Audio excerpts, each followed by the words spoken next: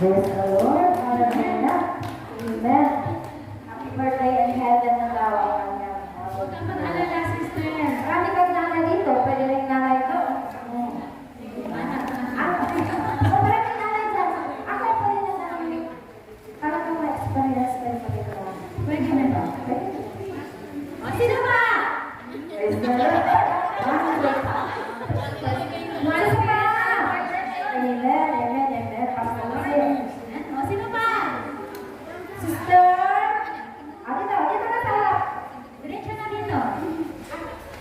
Yeah? Sister. Blessings upon blessings. Merry Christmas to all of you guys. How are you? Kamusta ang Christmas ng OFW? Ayos ba? Okay. Mag-recap po tayo about Christmas. About sa Advento. Ano yung mga natin sinindihan nila? Candlelight? Yeah, very good. Ang ibig sabihin, paboritong word ni Father Roger, may pag-asa. Amen. Based on my experience, kahit anong dilim ng buhay natin, may pag-asa na lumiliwanag sa puso natin. Amen. Ano yung Second Sunday? Fish.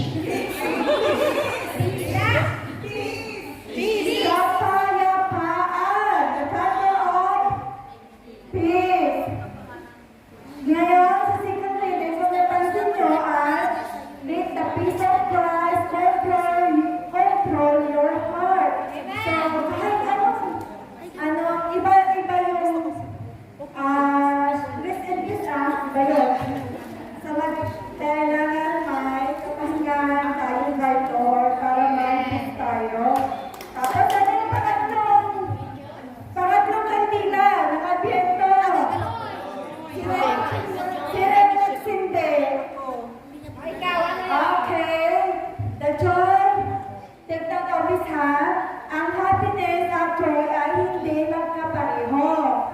Ang joy is based on in the circumstances. Ang joy is a gift of come from the word of Holy from the book of Galatians chapter 5. So, ang huling kandila na sinindihan natin ay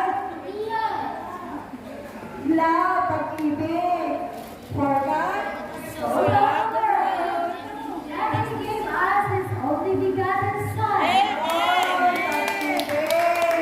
Gaya ang ibig sabihin ng Christmas. At ang bagong taon naman ay mabuting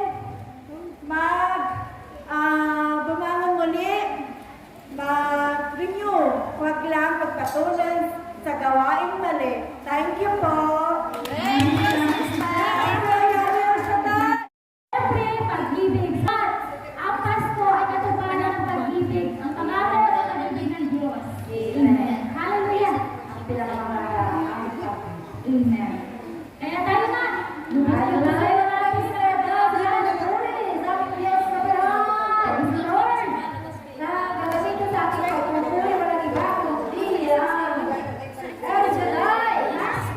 You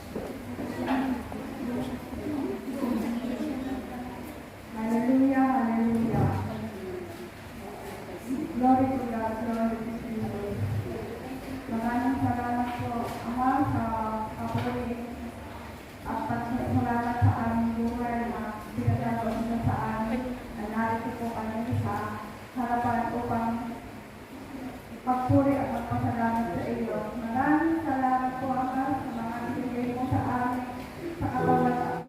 Kita pinagpala po at nakapula. Amen. Nakapula, sister. Happy New Year sa ating lahat mga kapatid. O paulit-ulit ang kapatid ko kasi pag natin pinapatutuwa ang kabutihan ng Diyos, lalo ka tayo pinagpapala. Amen. Within 30 years ko, ngayon pa lang sa totoo lang, aminin ko sa inyo, ngayon pa lang ako nakalaya sa mga utang. Ngayon pa lang, nakagraduate na rin ang mga anak na pinaghirapan natin bilang OFW. Yan ang pinakamanan ng regalo. Amen. Isang engineer, isang business man yung anak. Yung Ilocos Pinapasalamat sa Diyos dahil napakaraming pala ng biyaya. Keep mo na lang pag nagkita kayo. Pero mas maraming biyaya sa pagsubok. Mahulog. Kanino yan? Walang gigilbak dahil ang pagsubok nasa una sa huli ang biyaya. Naranasan ko po yung mga kapatid na halos parang sasakluban ako ng langit at ng lupa. Baka hindi nyo naranasan yun, pero ako naranasan ko. Pero never give up. Ayan, lagi-lagi lang tayo nagpupunta sa gawain ng Diyos. Dahil siya ang nagtuturo sa atin kung paano magkakaya magbigay ng karanasan. Alam ko maraming may utang sa atin, nahiya lang magsabi. Pero ako lang nahiya. Bakit? Kasi sa huli, ang ipagmamalaki natin ang pagtulong ng Diyos sa atin. Buhay na buhay siya. Pag iniisip ko, yung konting hirap na yun, wala pa yun sa pinaghirapan ng Panginoong Hesus. Kaya nagpapasalamat ako dahil napakalaking ginhawa. Ang mga anak ko may kanya-kanya na silang pamilya. I'm a single mother now. Ang aking asawa, hiniram ng iba. Okay na. Mabait ko ang mga anak ng Diyos. Nakikihati sa biyaya. Pahiram mo lang. Hiniram ng siguro nila yung aking asawa. Maraming gandang sa katulad ko. Pero, ang asawa natin na hindi tayo mayari, ang Diyos. Si Lord ang bahala daw magbago sa kanila.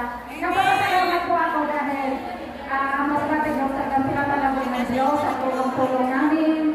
At lahat kami nagtutulong-tulong ng mag-aaral sa isa't isa na mawala kami nga po utang. Yun ay nagaganap. Maraming salamat sa grupo na kaming pinag-ikot na aming pagtutulungan. At nagtutulungan kami na makawala kami sa lahat ng utang. Namumuna ang nanay nila mawala ng utang. At ayun pa mawala na sila ng utang lahat. Kaya mabuti po ang pinagtutulong-tulong sa grupo. Hindi po nagawala kayo dapat magtulungan. At ito'y successful ang Masbate Group.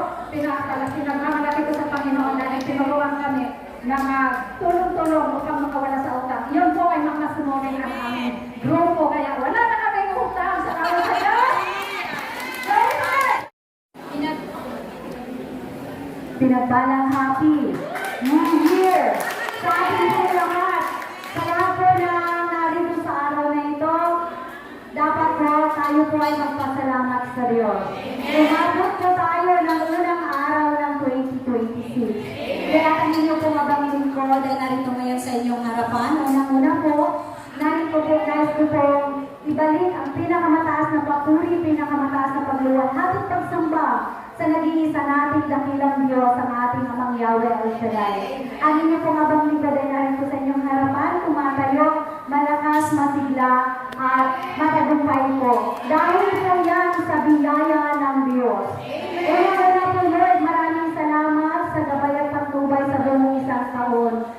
Alam niyo po Panginoon kung anong pinagdadaanan ng iyong abang lingkod. Ang mga meeting na yan, lagi ko pong taglay yan.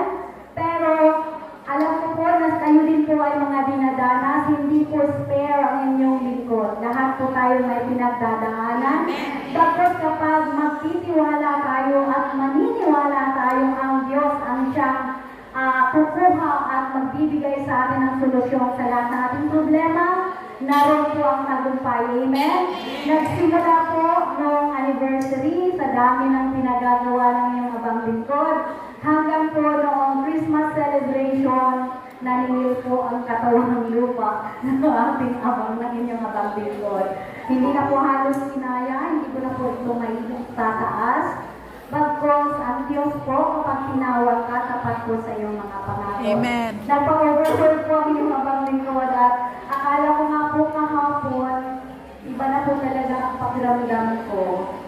Sa totoo lang po maaga na tulog kagabi, Kasi pakiramdam po nilalamnak na po talaga. Pero kapag ang Diyos ang tumawag, hindi ka po pwedeng humindi.